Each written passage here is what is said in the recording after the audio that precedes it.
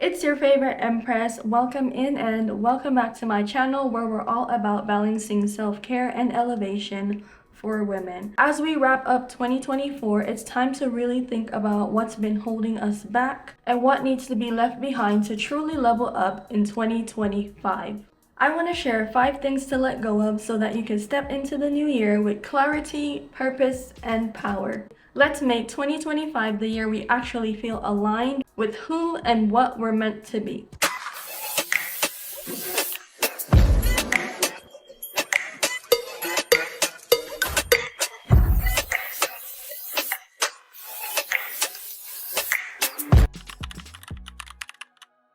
First up, we're ditching the fear of being misunderstood or judged. So many of us hold back on what we really want to do or say because we fear the opinion of others. Obviously, the further you go into adulthood, you realize it doesn't matter what you do. People will always have an opinion, whether that be good or bad, about you. And that's okay. But don't let that get in the way of you continuing. When we start being unapologetically ourselves, the right people will naturally find us, and those who can't handle our truth will all fade away. So what I want you to do, all of us to do in 2025, is give ourselves permission to be misunderstood, judged, disliked, especially if it means you're living authentically and you're happy. Trust me, this one shift can make such a difference in how much you enjoy your life. Next, we need to leave behind unhealthy habits in diet, exercise, and our overall health. I'm not saying go on extreme diets or spend hours in the gym. I'm talking about really getting to know your body and respecting it. Make time to understand what foods, movement, and routines make you feel alive and energized. Set small, achievable goals and be patient in your progress. Taking care of yourself is not a punishment, it's an act of love. In 2025, let's prioritize health as a foundation for everything else we want to achieve. 2024 is the year I really got super zoned in and focused on my health on a wider scale. I got more into blood work, I got more into mindful living every single day, and this was all due to a no-fault car accident I had in March where someone collided into my car. Near-death situations definitely do change the way you look at life, and I think that's why it made me have a moment of, wow, I really need to take this. I never took life for granted, but even more now, I don't play about life.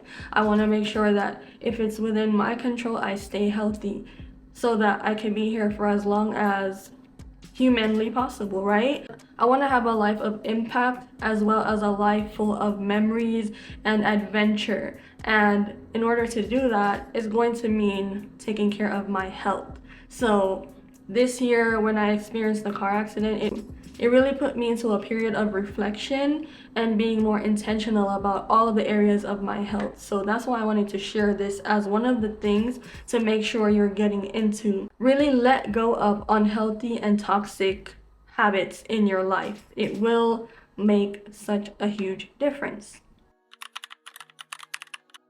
If it's one thing we're not taking into 2025, it's playing small. Okay, you better puff up that chest. Puff up your chest and go on like somebody picnic. You hear me? No more dimming your light to make others comfortable. Advocate for yourself. Take up space and ask for what you know you deserve.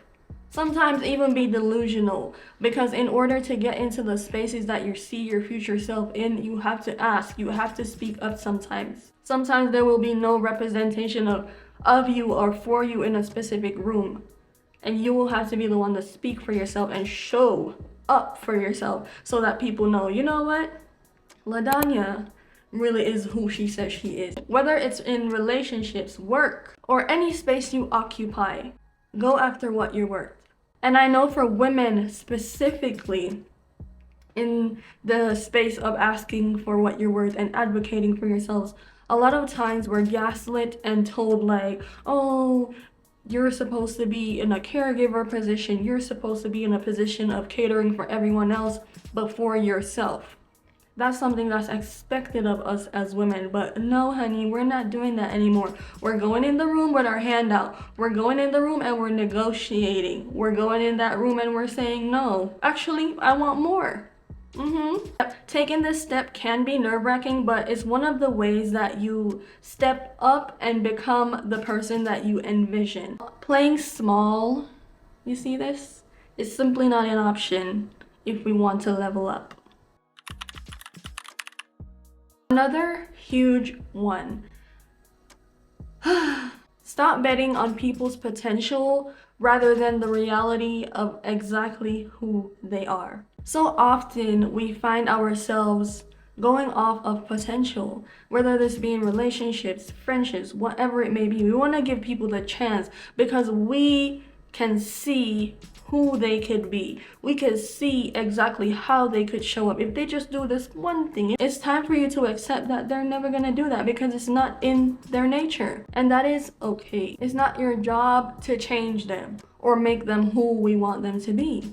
We can't keep on giving people scripts. We can't keep on telling them how to show up in our lives. Me personally, this was something that I uncovered when I started therapy after my brother passed away, and I realized that certain people were just behaving a certain way, and I was hoping like, wow, this is a hard time in my life. I would hope you would act like this, but you're not. I had a habit of giving people a script of how to show up for me. I would tell them how they should show up for me and they would do it just so they could have access to me. And then when they got the access and they got whatever they wanted from me, they would show their true colors because that's truly them. The fact that I was shocked after my brother passed away in noticing that these people couldn't even hold space for me in a time of grief is because, well, that wasn't their script.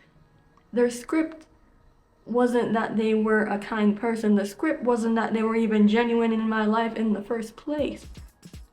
Don't give them the script on who they could be.